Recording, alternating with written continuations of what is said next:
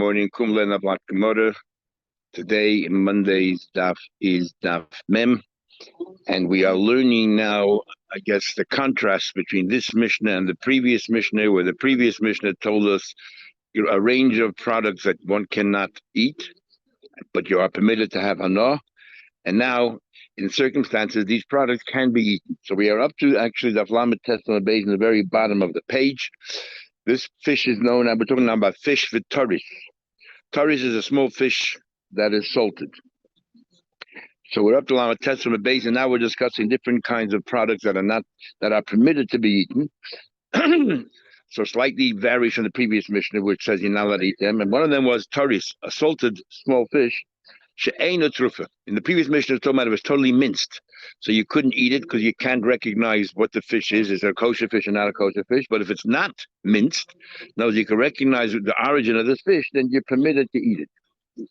Why you assume it's kosher? Because it's kosher fish. How can you tell? What are the telltale signs? Tell them what we learned. What do you mean it's not minced, and what tells us that it's a kosher fish? Call the following are the signs. She'reish, that its head. A kosher fish, the head is wide. A non-kosher fish, the head is very pointed. And the shedra, and if it has a spine or not, nikir, you can tell whether it is a kosher fish or it's not a kosher fish. Now, the way Rashi takes it literally, that a non-kosher fish does not have a spine, troubles many of the commentators, because the fact is that they do have a spine.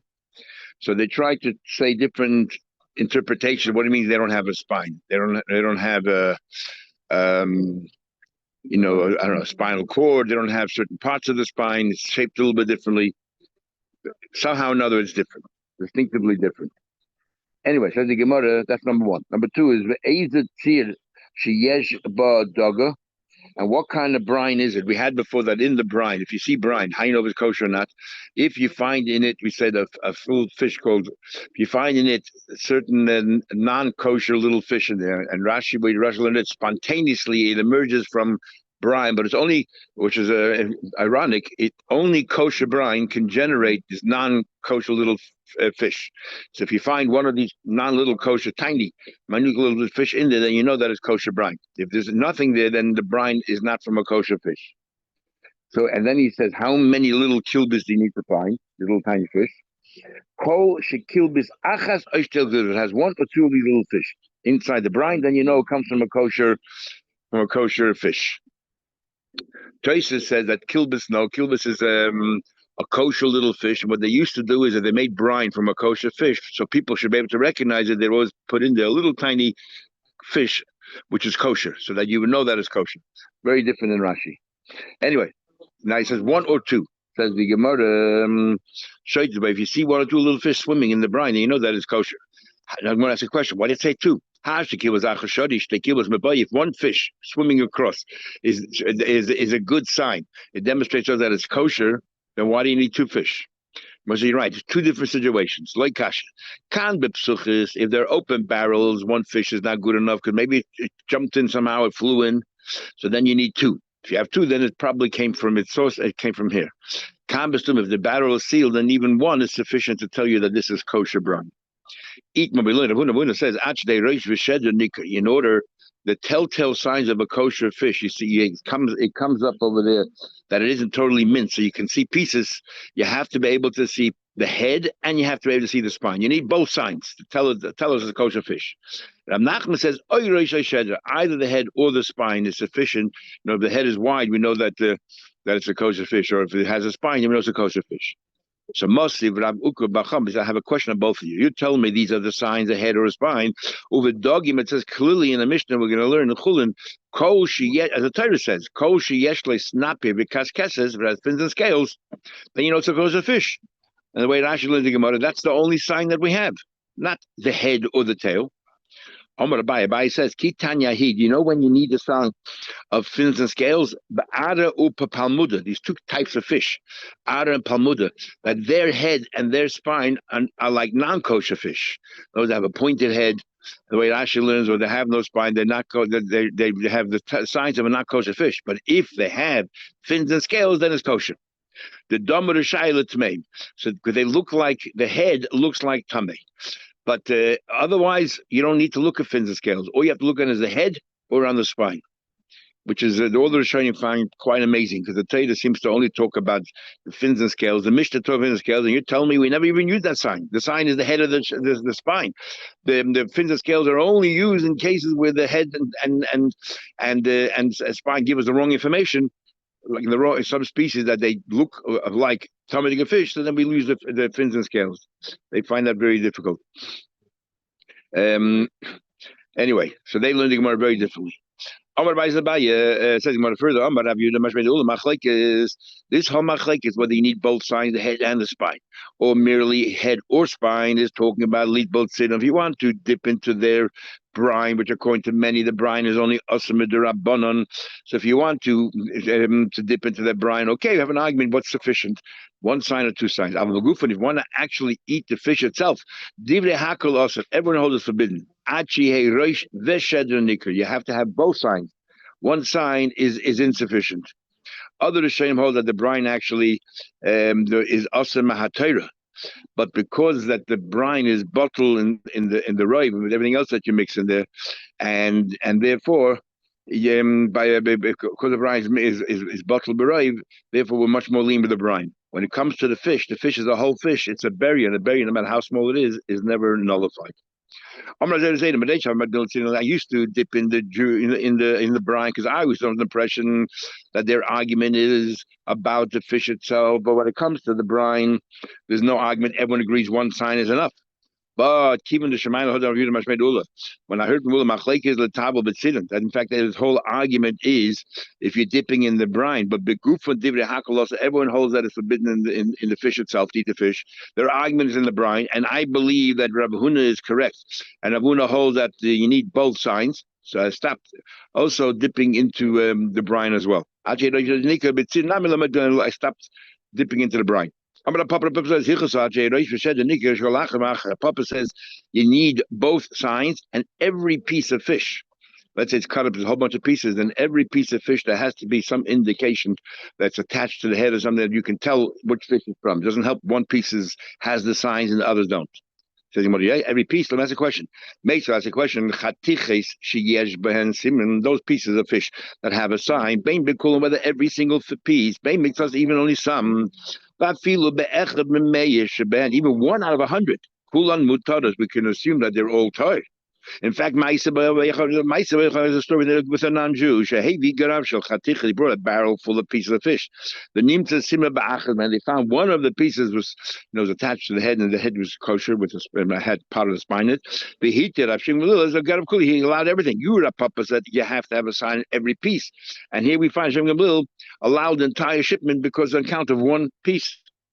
Targum and Papa said that's talking about a case where they're all equal pieces, and it's obvious they all came from the same fish.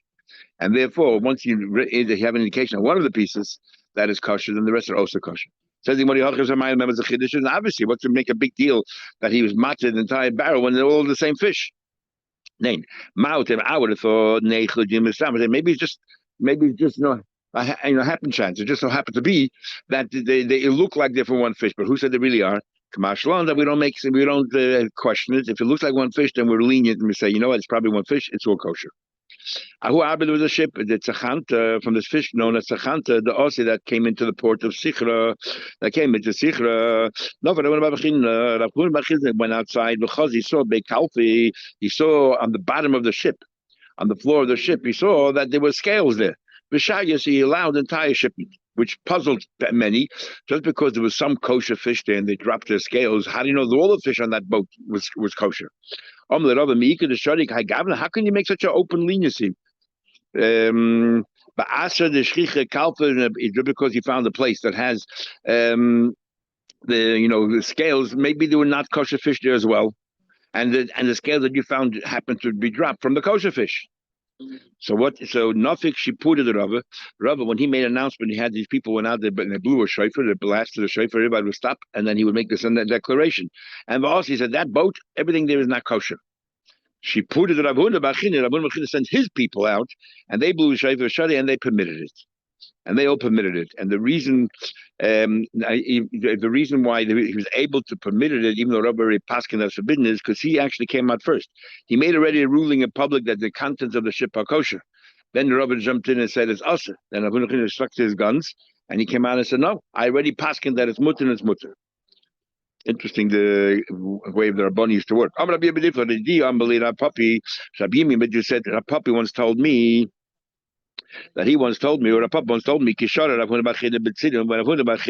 permitted was only in the Jew in the brine. When he said that all the contents are shipped permitted, we're talking about the brine, because the brine anyway is either bottled or because it's only with the rabbanon, so he was lenient, but he didn't mean that you can actually eat the fish. That was his view.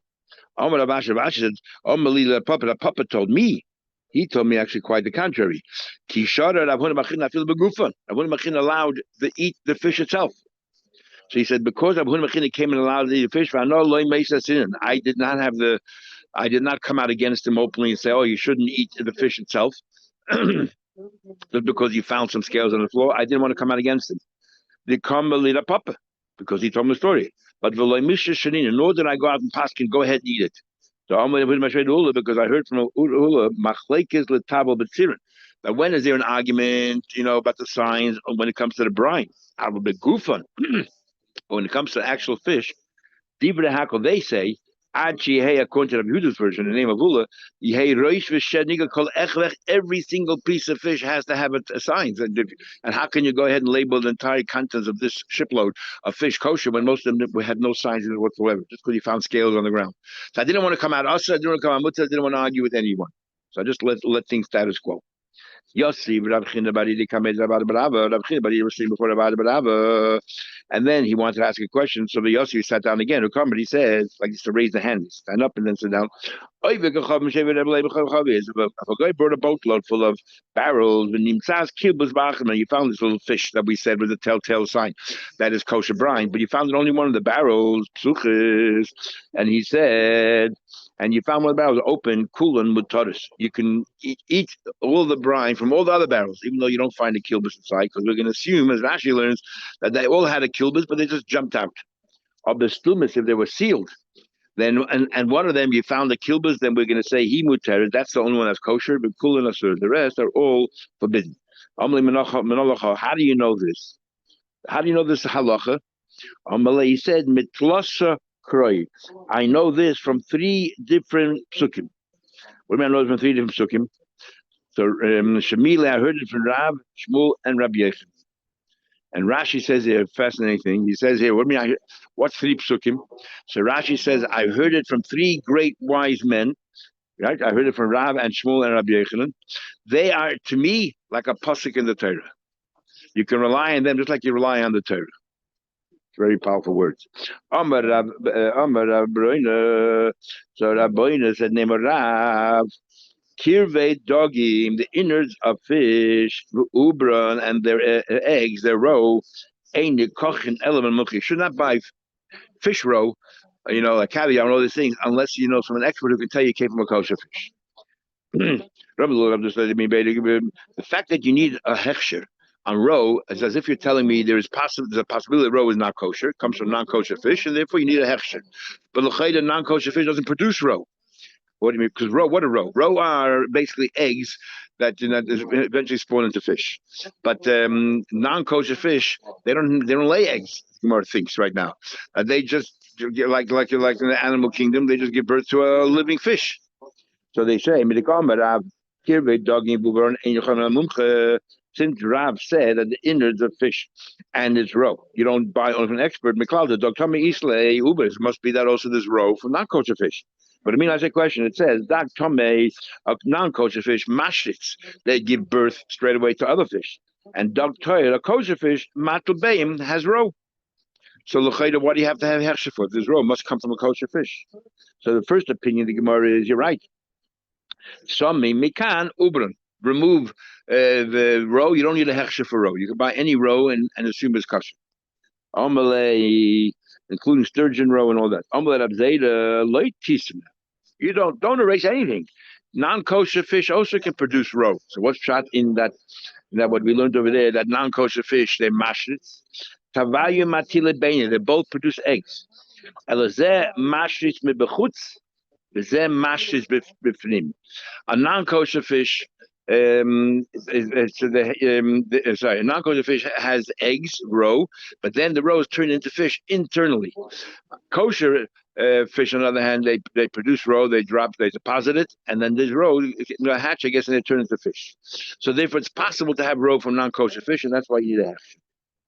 The Gemara. Why do you need an expert? What do you need for? There is a way of telling whether the roe is from a kosher fish or not. And how is that? There are signs. What are the signs? The time you will in the Brisa, it says, just like we have telltale signs for a kosher egg. As we'll soon see, is kach simone dogim. So too, there are signs to tell whether fish are kosher, which obviously is a difficult statement to make, because the Torah tells you how to tell fish are kosher. We don't need to compare to eggs. Simone dog is how that. What do you mean? Simone dog, we know what the signs of fish are. Sanapi v'kashkeshes, right? Fin the scales. Kisibu ela kisimone beyim kach simone ubre dogim. Just like we have a sign for the eggs, we can look at the row and use the same sign. Beilohen simone beyim. What is the sign for eggs? Kosher kodetus. It's elongated. It's not just a ball. It's elongated. V'ago gullus. And it's round. Roisha, no, it's roisha echad kad, roisha echad chad. One end of the thing is sort of flat, and the other end of the egg is pointed. Is tahira. Then we know the origin is kosher. That's the sign of an egg. Bezer shechad, both sides of the egg are pointed, or bezer shechad, both sides are flat. Then tamei, you know, it came from a kosher egg. Another one. Chelmim bechutz, if the yolk is on the outside, the chel boin b'fnim, and the white part is on the inside, then tamei is from a non-kosher bird. Chel boin bechutz, the chelmim b'fnim, but the white is on the outside and the yolk is on the inside, then toy, that's our eggs. Chel boin v'chelmim muravim zeh b'zeh. If the yolk and the white are sort of mixed with each other, then do you beis hasheretz. That's the egg of let's see, a frog or a crow, and similar. So we see that that row also have a sign. So we need a hashgacha for. Look at if the row is shaped the way we just said an egg is shaped, because that's the egg of a fish. If it's shaped the same way, which is pointed at one end and flat at the other end, they know it's from a kosher fish, and if not. We need a hashgacha for. My Rabbi said, we're talking about a case here, kishin and mucha. You know when we hashgacha, when it all melted, all disintegrated, how do you know it's kosher? And there's nothing left to sell, it's all like smashed. So then you need a hashgacha. According to the first opinion, the Amar Sami Mekanuban, he says that non-kosher fish do not have at all. He said that non-kosher fish do not have at all. What do you call it? Roe. So why do you need hashgacha? And not only that. Okay, so and therefore whatever he learns there, but he said erase it because you don't need a hashgacha. But what about we just learned the brayso? Tanya kisimoni ben kach simoni ubre dogim. It says in the brayso the sign of eggs. That's a sign of roe. So we see we need a sign for roe because the non-kosher fish also produce roe. So he answers back, what are you talking about? The Brisa never said that. Remember, we fixed up the Brisa. We amended the Brisa. The Brisa said the sign of eggs is the sign of fish. And we asked, fish doesn't need it. The Torah says what the signs are. So we amended the Brisa and changed it to roe. He says, who asked you to change it to? You made up some words in the Brisa, and then you asked me a question from that. I'll tell you how to learn the Brisa. Lav tirutum atatu, you amend the Brisa, kach simone kirvidavim. I'm going to say that just like the sign of an egg is a certain shape, so too the sign of the bladder of a fish is the same thing. Where do you find that internally in the fish you have something which is smooth on one side and point on the other side? We find it bishil fucha, in the bladder of a fish. Says what happened? There's no experts. What do you do? There's no hashgacha, nothing. What do you do? I don't know if you can buy the raw fish roe or not. If the vendor says ani melachtim, I salted it. I'm telling you it's kosher, mutter, you trust him. Look at that. You trust him without a mashgiach. If he says, I did that, we trust him. Rav says, he has to then say more than that. He has to elu dogim, he has to produce the original fish, the elu kibein, and these are his innards. And we're talking about, let's say, for example, we're talking about the roe. We're talking about here, let's say, the innards of a fish. And if he says, I salted it, and here is the Rav Nachman says, not enough I salted it. He has to actually show the fish that, well, these innards came from these fish here. Then that's good enough. He holds saying I salted is not good enough. Not so much Rashi, not because we don't trust him, but who says he knows what he's saying? Maybe he thinks it's kosher, which one it isn't. Rabbi Huda ruled to Adadaila. That was somebody worked for him who prepared all his food. I say that if the guy says I salted it, you can trust it. That's kosher.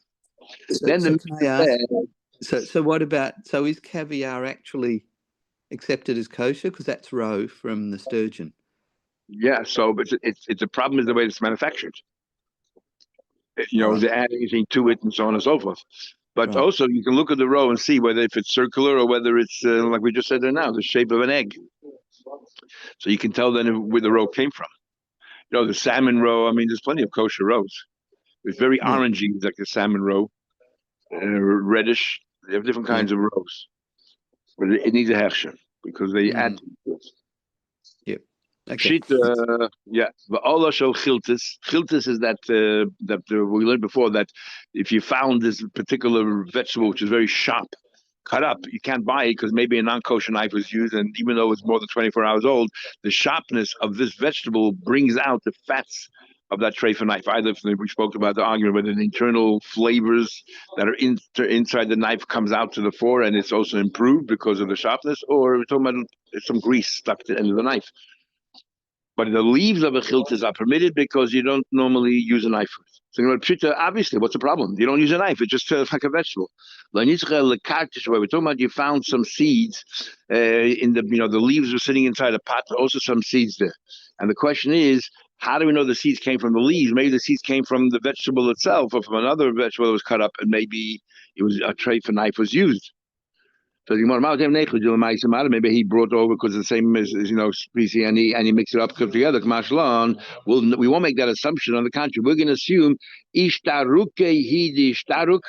going to assume that it fell off when you pulled the leaf off. It pulled a little bit out of the actual herb, whatever it was, as well with it, and also how they came together with it.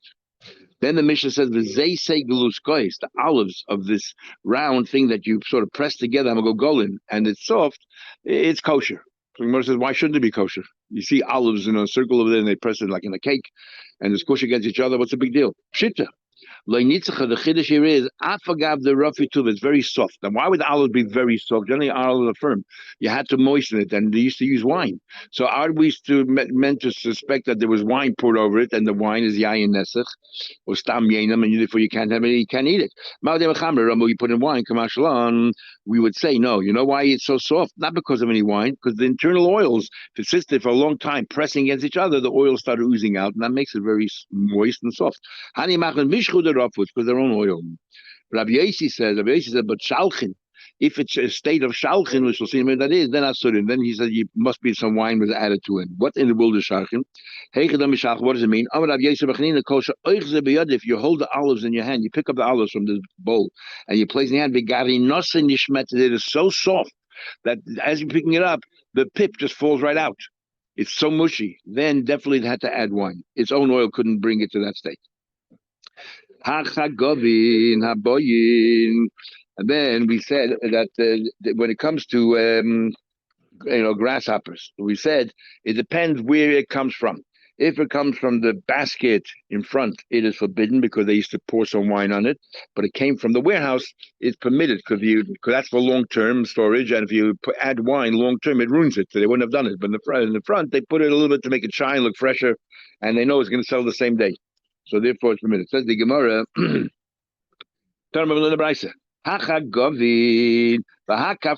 are the leaves around the caper bushes. The capers, flutus, and the leek. Haboyin, all of them the same thing. They come from the warehouse, or mina heftik from a big pile. These are all things that you leave for long term. As soon as they came off the boat, then we're taught in, they're all permitted because we don't believe they added extra wine, because any wine long term would ruin it. But that which you sell at your store, it's sitting in your store, then and the pen, if it's sitting right in front of the store, it's forbidden. Because you expect to sell the same day, and then they definitely would add wine. They pour wine over it.